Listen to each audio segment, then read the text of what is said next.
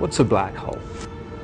Take a mass and compress it very, very prodigiously.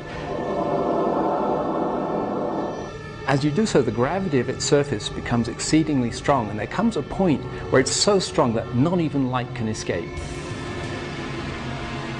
So a good way to think about a black hole is it's a region where space itself is falling inside the black hole. There's a place, the event horizon, where space falls faster than light. Imagine that this were a black hole.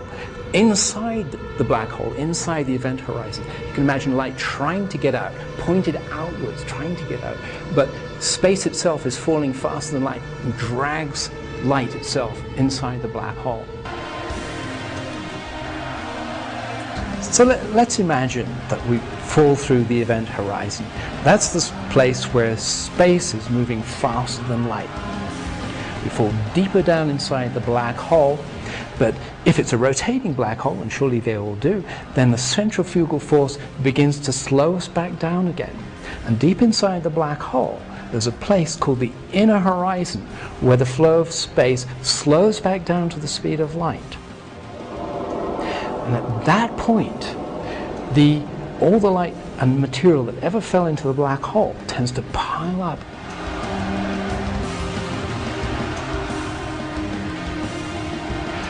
What actually happens as a result of that, the stuff trying to come out, stuff falling in, undergoes a tremendous collision and generates this maelstrom of energy. At a certain moment, as we hit the inner horizon, there's this infinitely bright, blinding flash of light. That's all the stuff that's been waiting there, trying to get out, is just held there at the inner horizon.